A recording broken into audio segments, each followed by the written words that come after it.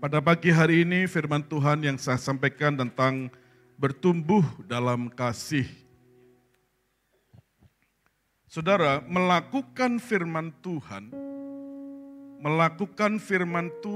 adalah suatu pergumulan. Suatu perjuangan yang tidak berhenti seumur hidup kita. Meskipun kita tahu, saudara ya, kita mengerti tentang firman Tuhan, mengetahui tentang kebenaran firman Tuhan. Tetapi saudara, untuk menjalankan, mempraktekkan firman Tuhan dalam kehidupan kita, itu tidak mudah.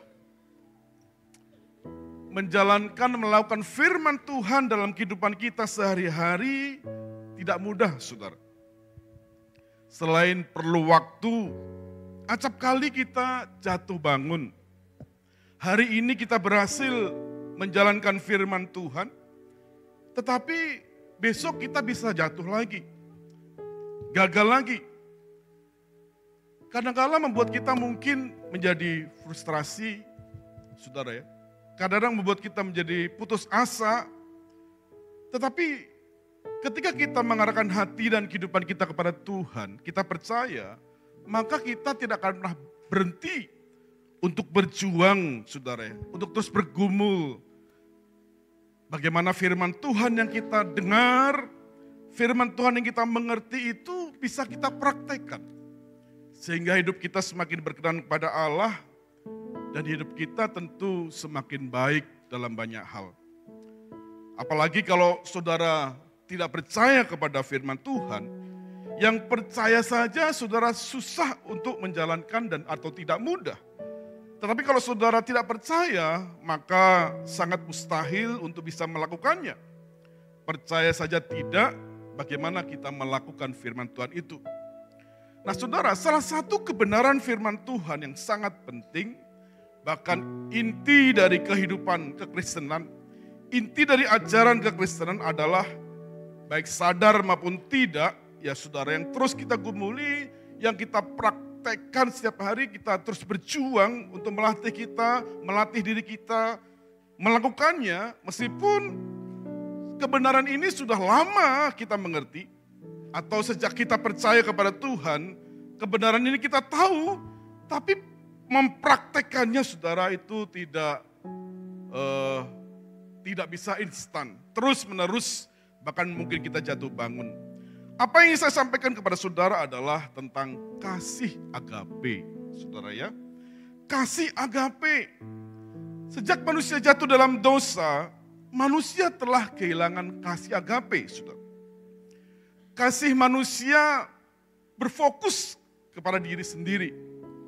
Berdasarkan selera apa yang kita mau, apa yang kita inginkan. Berdasarkan selera apa yang kita anggap benar menurut diri kita sendiri.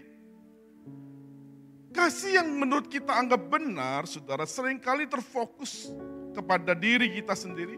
Selera panca indera kita, berdasarkan perasaan kita, berdasarkan tes.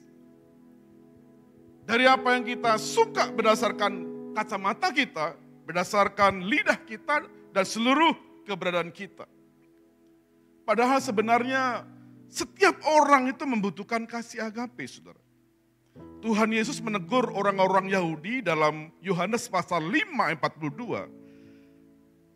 Tetapi tentang kamu, memang aku tahu bahwa di dalam hatimu kamu tidak mempunyai kasih Allah. Di dalam perjanjian baru, saudara, kasih Allah itu selalu diterjemahkan dengan agape, agaipai atau agapau, ya bahasa-bahasa lainnya saudara ya. Kasih agape itu adalah kasih Allah. Kasih agape itu adalah kasih ilahi. Kasih yang murni, tulus, tidak egois. Kasih yang berkorban, kasih yang berkomitmen, kasih yang standarnya itu Allah, saudara. Standar itu Allah. Allah yang memberi kasih itu, saudara. Bukan dari diri kita. Karena manusia sudah jatuh dalam dosa, maka kasih Allah itu hilang. Yang ada adalah kasih menurut selera kita. Saudara bisa mencintai pasangan saudara, mencintai lawan jenis saudara yang biasa kita kenal dengan kasih eros. Kasih berdasarkan dorongan, kasih berdasarkan kebutuhan seksual. Namun kasih seperti ini saudara, kasih yang semata-mata berdasarkan kasih eros itu bukan kasih yang menjawab kebutuhan kita pada akhirnya, yang memberikan kita kepuasan secara maksimal. Justru saudara, kalau hidup kita, relasi kita dengan pasangan kita, atau kita berrelasi dengan lawan jenis kita, saudara, kasih eros justru seringkali banyak menimbulkan pertengkaran, perceraian. Karena masalah seksual, saudara, seringkali penyakit-penyakit yang sangat berat membunuh orang. Kasih eros bukan jawaban yang sempurna. Diperlukan kasih agape di dalam kasih eros. Ada juga yang disebut dengan kasih storge, yaitu kasih hubungan keluarga antara Allah, ayah dengan istri, dengan anak, hubungan anak dengan orang tua, kasih keluarga, kasih storge. Tapi saudara, kasih ini juga bukan kasih yang sempurna, kasih yang tetap berdasarkan selera manusia. Kasih persaudaraan ini seringkali pecah karena kepentingan-kepentingan pribadi. Kepentingan-kepentingan diri yang menonjolkan egoisnya. Dan seringkali kasih ini juga saudara membuat banyak orang pecah dalam keluarga. Kasih yang lain kita kenal dengan kasih filia, kasih pertemanan, kasih persaudaraan. Justru kasih ini juga saudara banyak juga menimbulkan masalah. Ada kasih-kasih yang lain, kasih manusia pada dasarnya kasih berdasarkan diri sendiri dan tes selera kita, dan juga saudara kasih yang lebih mengutamakan kacamata dunia. Manusia bisa berlomba-lomba untuk meningkatkan standar hidup. Dunia memberikan ukuran standar tingkat kesejahteraan suatu negara, tingkat kesejahteraan penduduk suatu negara. Namun demikian saudara, kompetisi untuk membuat orang sejahtera, memiliki uang, memiliki harta, namun semuanya itu tidak cukup tanpa kasih agape. Justru saudara, di luar kasih agape, permasalahan akan muncul. Kita seringkali saudara dalam hidup ini meninggalkan apa yang disebut dengan prinsip, mengutamakan yang sekunder. Kasih agape adalah kasih yang prinsip, tapi seringkali kita tidak mengutamakan, tapi lebih kepada kasih-kasih menurut standar kita. Kalau saudara mengendarai mobil di jalan tol, saudara ya, khususnya di kota-kota besar, saya 12 tahun tinggal di Jakarta, tapi juga seringkali tersesat. Apalagi kalau sekarang pergi ke sana, saudara, kalau saudara salah arah, maka itu bisa muter-muter. Maka yang prinsip yang utama ketika saudara lewat di jalan tol, hal pertama saudara harus memperhatikan rambu-rambu. Memperhatikan rambu-rambu saja bisa salah. Apalagi kalau kita tidak memperhatikannya. Acap kali saudara kehidupan kita juga salah arah, tersesat dalam hidup. Seringkali kita tidak menemukan tujuan kebahagiaan, kita tidak menemukan tujuan kehidupan ini. Kita muter-muter dengan lingkaran setan permasalahan. Karena apa saudara? Karena kita tidak mengutamakan yang primer, yang prinsip. Tapi justru kita mengutamakan yang sekunder, yang sebetulnya itu tidak prinsip. Dalam Lukas pasal 10 ayat 27 sampai 28 sudah dikatakan, jawab orang itu, kasihilah Tuhan Allahmu dengan segenap hatimu, dan dengan segenap jiwamu, dan dengan segenap kekuatanmu, dan segenap akal budimu, dan kasihilah sesama manusia seperti dirimu sendiri. Kata Yesus kepadanya, jawaban itu benar, perbuatlah demikian, maka engkau akan hidup. Kasih akan Allah, saudara, dengan segenap hati, dengan segenap jiwa, dengan segenap kekuatan kita, itu adalah prinsip pertama. Lalu kita mengasihi sesama seperti mengasihi diri sendiri, itu prinsip kedua. Kalau kita membangun kehidupan kita, membangun kekristenan kita berdasarkan prinsip utama ini saudara, saya percaya bahwa kehidupan kita tidak tersesat.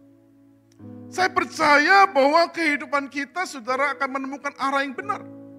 Saya percaya bahwa kehidupan kita ini menemukan kepuasan. Saya percaya bahwa ini bukan janji manusia, tapi janji Allah sendiri. Ketika yang primer, yang prinsip itu kita jalankan dengan benar, maka janji Allah itu akan nyata. Tetapi seringkali kita tidak menemukan kepuasan dalam hidup. Kita seringkali mengalami jalan buntu. Kita tersesat dalam hidup ini karena apa, saudara? Kita lebih mengutamakan hal yang sekunder menurut apa yang kita anggap benar. Bukan berdasarkan apa yang Allah anggap benar. Kasih agape, kasih yang tidak berdasarkan egoisme, tapi berkorban. Kasih yang membawa damai, kasih yang membawa sukacita, kasih yang punya prinsip-prinsip, kasih saudara yang sebenarnya utama. Yesus datang ke dunia karena mengasihi kita, dia mengorbankan dirinya. Apalagi saudara, dia mengorbankan dirinya, mengosongkan dirinya. Artinya mengosongkan dirinya, saudara, keluar dari kepentingannya. Keluar dari kemauannya untuk orang, untuk manusia. Dia meninggalkan tahta kerajaan surga. Dia meninggalkan saudara kealahannya menjadi manusia, merendahkan dirinya. Karena kasihnya, saya dan saudara. Buat saya dan saudara. Dan dia ingin menaruh kasih Allah itu di dalam hati kita. Ingin menaruh kasih Allah dalam pikiran kita. Sehingga kasih Allah itu saudara akan menguasai kita, menguasai pikiran kita, mengontrol kehidupan kita, dan membuat kita termotivasi untuk mengasihi Allah. Yang membuat kita akan terdorong untuk mengasihi Tuhan. Apa kita sudah mengasihi Allah dengan keberadaan kita? Dengan sepenuh hati? Dengan sepenuh jiwa? Dengan segenap akal budi? Mengasihi Allah dengan segenap hati, segenap kekuatan, seluruh aspek kehidupan kita, bukan berarti bahwa secara kuantitas kita menjalankan rutinitas, aktivitas halal rohani. Tapi lebih kepada sikap hati kita, saudara. Lebih kepada sungguhan kita. Lebih kepada motivasi kita untuk menyenangkan Tuhan dalam hidup ini. Kalau saudara saja susah datang gereja, bagaimana mungkin ada kasih Allah dalam diri kita? Kalaupun ada di dalam gereja, tapi hati kita, sikap kita, penyembahan kita, saudara, tidak untuk kemuliaan Allah. Bagaimana kasih itu Allah ada dalam diri kita? Saudara, kasih Allah itu seperti cahaya matahari yang bersinar terang menyinari bumi. Siapa yang ada dalam cahaya matahari atau kena, dia akan kena. Tapi kalau kita menghindar dari cahaya matahari, kita masuk rumah, kita nggak kena. Kasih Allah itu diberikan kepada semua orang yang mau menerima. Kasih Allah itu diberikan kepada semua orang yang mau ada dalam hadiratnya. Yang perlukan adalah meresponi kasih itu, saudara, dengan sungguh-sungguh. Meresponi kasih itu dengan segenap jiwa kita, segenap hati kita. Saudara, kasih dalam Tuhan, kekristenan itu masalah batiniah. Bukan berdasarkan, bukan semata-mata soal perilaku, tapi sikap batiniah. Alkitab katakan mulutmu memuji Tuhan, tapi hatimu jauh dari Tuhan. Dimulai dari batiniah kita dulu, saudara. Dimulai dari sikap hati kita dulu, lalu terus dalam perbuatan. Saudara, memang kita dalam menerapkan kasih Allah, kasih agape itu ada satu usaha. Ada satu keinginan, ada satu dorongan, ada satu motivasi. Tetapi semata-mata bukan usaha kita. Semata-mata bukan kekuatan kita, saudara. Kenapa saya katakan demikian? Kalau semata-mata berdasarkan kekuatan kita, berdasarkan kemampuan kita, kita hidup lagi di zaman Taurat. Kita mengandalkan kemampuan kita, kita mengandalkan kekuatan kita. Tetapi saudara, ketika kita mengatakan bahwa aku mengasihi Tuhan dan Tuhan biarlah kasih-Mu ada, dan kita ingin melakukannya, ketika saudara datang gereja, ketika saudara berdoa, ketika saudara membaca firman, maka kekuatan Allah itu akan mengalir. Saudara, kekuatan Allah itu membuat saudara untuk mengasihi Tuhan. Mendorong saudara, memompa saudara, memotivasi saudara, dan memberikan kepekaan dalam hati dan pikiran saudara. Berapa banyak orang-orang, saudara, yang membangun kehidupannya berdasarkan prinsip-prinsip kita butuhkan uang, kita membutuhkan kesuksesan, keberhasilan. Tapi kalau semata-mata seperti itu, saudara, kasih Allah tidak ada dalam dirinya, maka persoalan-persoalan banyak akan datang. Adam dan Hawa, saudara, lebih memilih apa yang dikatakan ular. lebih percaya apa yang dikatakan ular daripada apa yang dikatakan oleh Allah. Adam dan Hawa lebih percaya kepada apa yang dikatakan si iblis daripada Allah. Abraham ketika diberikan pilihan oleh Allah, ambil apa yang kamu suka, tanah ini aku berikan kepadamu. Lalu Abraham menawarkannya kepada Lot, Lot, sebelum aku mengambil tanah yang diberikan Tuhan, pilihlah lebih dulu. Apa yang dilakukan oleh Lot, saudara? Lot memilih bukan seperti apa yang Allah inginkan. Lot bukan bertanya kepada Allah, berdasarkan hikmat Allah, mana yang harus pilih. Tapi Lot semata-mata berdasarkan kacamata seleranya.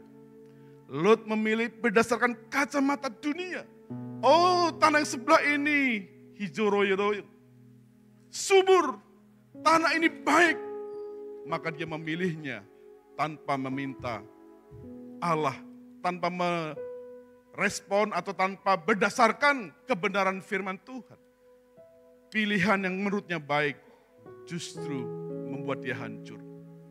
Ketika Lot pergi sama istrinya meninggalkan Sodom Gomora yang sudah dihabiskan oleh api dan belerang. Tuhan berkata kepada Lot dan keluarganya, jangan engkau menoleh ke belakang. Tapi lagi-lagi saudara, lagi-lagi manusia itu selalu lebih melihat apa yang dia oleh mata, lebih percaya apa yang dia rasa, lebih percaya kepada kepentingannya sendiri. Lalu istri Lot menoleh ke belakang, jadilah tiang dan garam. Manusia cenderung, saudara. Apa sih yang membuat manusia itu susah percaya kepada Tuhan? Seringkali manusia melihat, bisa masuk logika enggak? Seringkali manusia lihat ingin buktinya dulu. Seringkali menilai apa yang Allah inginkan, apa yang firman Tuhan inginkan, berdasarkan untung ruginya. Tidak ada satu kesungguhan untuk percaya kepada Allah. 2 minggu lalu saya katakan berbahagialah orang yang tidak melihat namun percaya. Saudara, seperti matahari yang terus bersinar siang hari. Siapa yang mau ada kena sinar matahari, dia harus ada di bawah sinar matahari. Tapi siapa yang tidak mau, ya sudah harus menghindar. Kasih Allah diberikan, tapi sisi yang lain hukuman juga diberikan. Antara kasih Allah dengan keadilan Allah itu berjalan beriringan. Antara reward dan punishment itu berjalan beriringan. Kalau dalam perjanjian lama, orang yang menurut langsung dikasih berkat. Orang yang tidak menurut langsung dihukum. Tapi dalam kasih karunia, dalam perjanjian baru, Allah tidak menghukum. Tetapi kalau kita tidak hidup dalam kasih Allah, kita menikmati dunia kita berdasarkan selera kita. Kita menjalankan apa yang kita mau. Saudara, kita menjauh dari kasih Allah. Saudara bisa hidup. Saudara bisa sukses. Saudara bisa berhasil, tetapi pada akhirnya punishment itu terjadi. Dan saudara tidak bisa menghindar. Hukuman itu pasti ada, akan terjadi. Kita nggak bisa menghindar. Saudara-saudara yang hidup dalam dosa, mari kembali kepada Tuhan. Saudara-saudara yang jauh dari Allah, mari kembali pada Tuhan. Ketika anak bungsu itu, saudara, menyakiti hati Allah, dia menjual warisan yang dia minta kepada papanya. Lalu dia menggunakannya dengan tidak bertanggung jawab. Dia menghabiskan harta itu sesuai dengan selera dia, sesuai dengan keinginan dia. Sampai akhirnya Tuhan tegur dia, akhirnya membuat dia menderita. Makan dari makanan babi saja tidak bisa. Lalu dia mulai berpaling kepada Allah. Apakah Allah membenci dia? Dia berpaling kepada bapaknya dalam perumpamaan itu. Apakah hati Allah akan berkata, sudahlah, kamu sudah dihukum. Kamu sudah melakukan pilihanmu. Kamu harus tanggung akibatmu. Tidak. Hati seorang bapa, saudara, dia akan terbuka ketika adanya kembali. Dan ketika dari jauhan dia kembali. Anak bungsu itu berkata, aku tidak layak datang kepada bapa karena aku berdosa. Tapi bapaknya, saudara, dari kejauhan ketika melihat anaknya, dia justru yang berlari untuk menyongsong. Saudara, kasih Allah itu kasih yang mengampuni, kasih Allah itu kasih yang mencari. Dia memprioritaskan manusia itu, saudara. Ketika Adam dan Hawa jatuh dalam dosa, lalu mereka telanjang, mereka bersembunyi, Allah mencari, hai Adam dan Hawa, di manakah engkau? Dia mencari. Kasih Allah itu kasih yang mencari. Dia ingin anaknya kembali. Dia ingin anaknya merasakan sukacita meskipun sudah berdosa. Tapi kalau kita tidak mengerti panggilan Allah itu, kita tidak peka akan kasih Allah itu, kita tidak pernah peka terhadap firman Tuhan, kita mengeraskan hati kita menjalani kehidupan kita berdasarkan selera kita. Ada masanya kasih karunia itu berhenti. Alkitab katakan, engkau lari ke barat, engkau lari ke timur, engkau lari ke utara, engkau sudah tidak menemukan. Pintu anugerah tertutup. Dan saudara tidak bisa lagi mendapatkannya. Makanya Allah katakan, carilah Tuhan selama waktu masih ada. Carilah Dia supaya kamu memperoleh hidup. Kasih karunia Allah, saudara, bukan karena Allah tidak mengasihi, tidak. Tapi ada saatnya, saudara, penghakiman itu datang. Penghakiman itu datang dan kita tidak punya pilihan lagi. Kita bisa melihat dalam Alkitab, tokoh-tokoh Alkitab, saudara. Mereka adalah orang-orang yang pernah melakukan kesalahan. Tapi ketika dia kembali sama Tuhan, Tuhan berikan pengampunan. Kita bisa melihat Daud, pernah jatuh dalam dosa. Kita juga bisa melihat, siapa lagi sudah dalam PB, Perjanjian Baru. Kita bisa melihat Petrus yang pernah menyangkal Yesus. Dia kembali. Tuhan akan selalu memulihkan, mengampuni. Kecuali Yudas, saudara ya. Yudas itu materai, saudara ya. Menukar kasih karunia Allah dengan uang yang tidak seberapa. Dan dia akhirnya mati. Selagi kasih karunia itu diberikan, maka carilah Tuhan, saudara. Memang tidak mudah, mungkin berat. Mungkin kita harus bangun pagi datang gereja. Mungkin kita harus menyangkal diri dengan kesenangan-kesenangan kita. Tapi saudara, yang menyenangkan bukan berarti benar. Yang kita anggap baik, belum tentu itu benar di depan Tuhan. Kalau saudara hari-hari ini belum diberkati Tuhan, carilah Tuhan. Carilah Tuhan. Kadang-kadang saudara tahu itu kan dokar, bendi ya. Dokar, bendi itu kan ditarik oleh kuda, saudara. Kenapa itu kudanya dikasih kacamata, saudara? Kenapa saudara? Ada yang jawab, supaya dia nggak melirik kuda betina di bagian kiri. Kenapa saudara? Kuda itu binatang yang liar. Kalau dia dikasih kebebasan, dia akan melari sana, lari ke sini. Maka dia dikasih kacamata supaya fokus. Kacamata itu saudara, kalau kita kacamata tapi bukan kacamata itu, karet itu saudara. Dikasih supaya fokus, nggak lihat kanan kiri. Manusia itu kadang-kadang seperti kuda, saudara, liar. Saudara tahu Abraham? Dia tahu semua lah ya, saudara. Dia selalu minta anak karena istrinya mandul. Tetapi ketika anugerah itu dicurahkan, doanya dijawab, saudara. Akhirnya dia diberi kasih karunia untuk bisa punya anak. Sudah dikasih Sarah. Ambil lagi siapa saudara? Ambil lagi siapa? Hagar. Sudah dikasih anugerah satu, saudara. Enggak cukup buat dia. Dialah ambil yang lain. Kadang-kadang Allah itu menutup berkat kita bukan karena Allah tidak mencintai kita. Kadang-kadang kita mungkin dalam lembah kekelaman, saudara, ada masalah pergumulan, bukan kan Allah meninggalkan kita.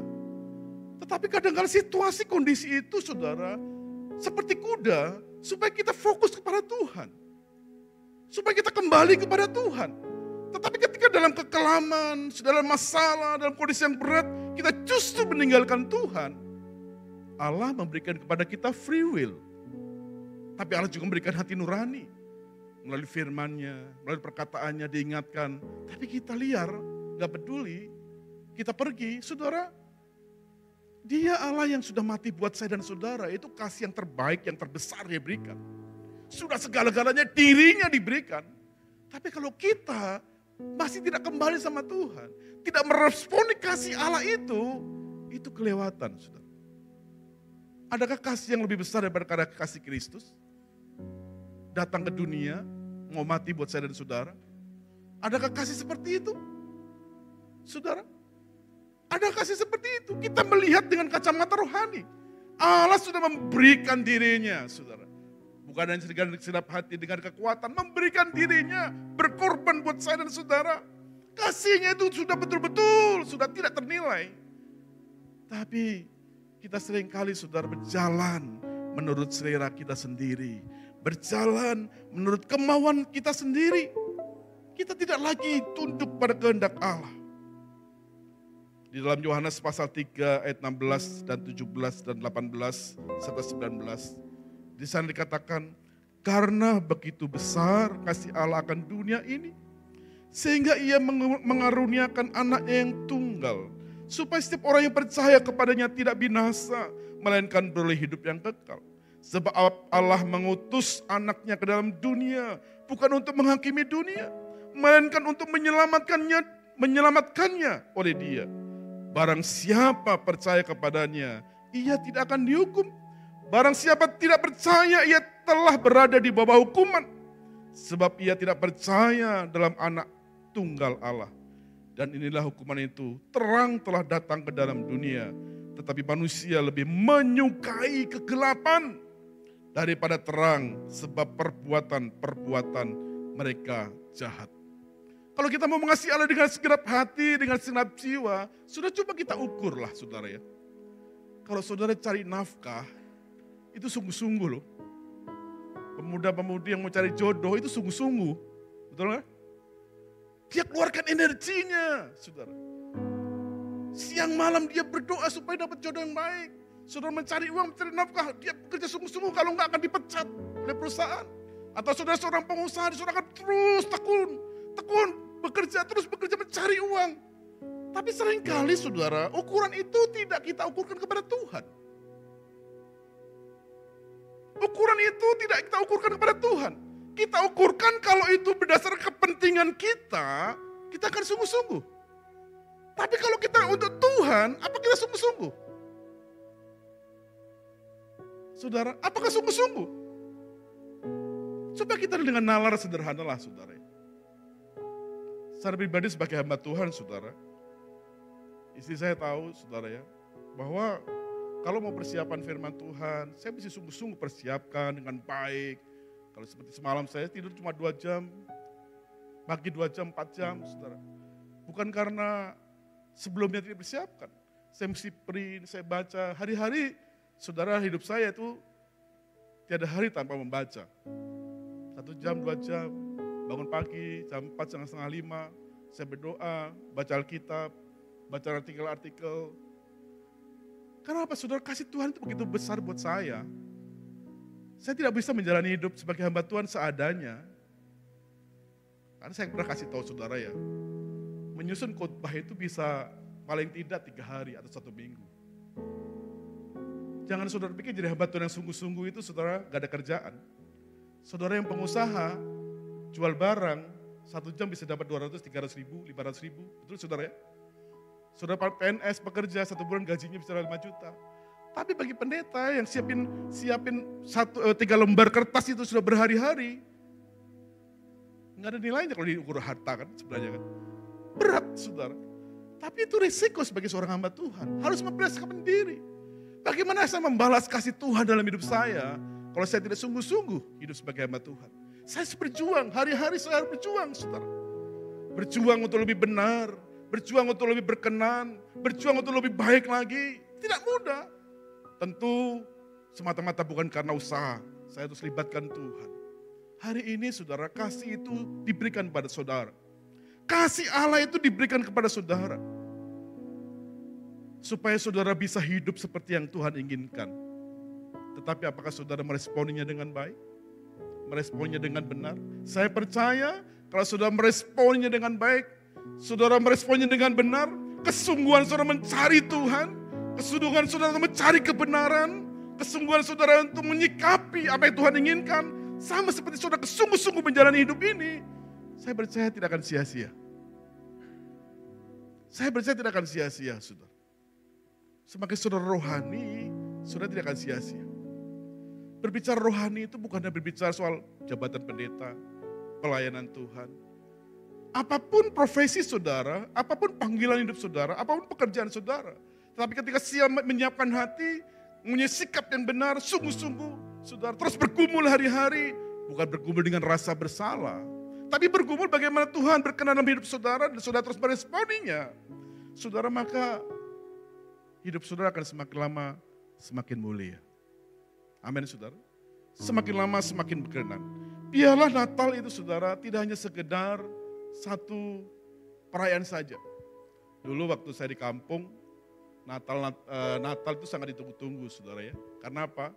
Mulai 3 bulan sebelumnya sudah mulai aktivitas, saudara ya. Senang, ikut kur, ikut drama, saudara ya. Terus mulai cari kostum, pakaian, lalu tampil di depan, saudara. Setelah itu makan-makan rame-rame. Saya suka karena situasinya. Saya suka karena aktivitasnya. Tapi seiring perkembangan hidup saya, perkembangan usia saya, perkembangan nalar saya, perkembangan hidup saya, apakah saya hanya mencintai situasinya? Apakah saya hanya mencintai custom atau pakaian dalam menampilkan diri untuk kur atau drama? Apakah saya hanya mencintai situasi kondisinya? Tidak. Semakin lama saya harus mencintai kebenaran-kebenaran itu. Kalau dulu Natal, kalau dulu ke gereja hanya suka kumpul komunitas. Tapi semakin lama kerinduan bukannya sebatas kepada aktivitas, rindu akan firman Tuhan. Rindu akan kebenaran-kebenarannya. Dan itu yang membuat saya bertumbuh. Itu yang membuat hidup saya tidak tersesat. Itu yang mengarahkan hidup saya. Dan biarlah saudara mencintai firman Tuhan dan kebenarannya. Mencintai terus tekun. Tidak berlelah-lelah dalam arti kata putus asa. Carilah terus, saudara. Tidak mudah, tidak gampang. Tapi mari kita bergumul. Kalau saudara menjalani hidup dengan sungguh-sungguh, kenapa saudara tidak menjalani sebagai anak Tuhan dengan sungguh-sungguh? Jangan sampai saudara nanti kita seperti kuda yang dikasih kacamata. Karena kusirnya tidak percaya. Jangan sampai Tuhan membatasi berkat-berkat, membatasi kehidupan saudara karena Tuhan tidak percaya. Sampai akhirnya Tuhan percaya dalam hidup saudara karena Dia mengasihi dan saudara bertanggung jawab. Soal tanggung jawab itu bukan hanya tanggung jawab sebagai pria, sebagai kepala keluarga, tanggung jawab wanita, sebagai ibu, anak, sebagai pelajar. Tanggung jawab kita di hadapan Tuhan itu juga tanggung jawab, saudara. Tanggung jawab kita di hadapan Tuhan itu tanggung jawab. Karena apa? Pada saatnya, secara pribadi kita dimintai pertanggungjawaban. Selama engkau menjadi anak Tuhan, selama engkau hidup dalam dunia, apakah tanggung jawab sebagai anak Tuhan engkau lakukan? Sekali lagi tanggung jawab bukan sekedar kewajiban, tapi tanggung jawab adalah meresponi kasih Allah. Kita selalu duduk diam di kakinya berdoa. Kita belajar menjalankan firman Tuhan. Semakin lama semakin berkenan. Dialah perayaan Natal, kelahiran Kristus hadir bukannya di gereja. Kita peringati setiap bulan Desember, tapi senantiasa selalu hadir dalam hati dan kehidupan kita. Sehingga kasih kita semakin sempurna. Kasih Allah semakin sempurna, rumah tangga saudara semakin bahagia, berkat Allah semakin melimpah, tanggung jawab yang sudah diberikan Tuhan dari kecil semakin lama semakin besar. Mari kita tundukkan kepala di hadapan Tuhan.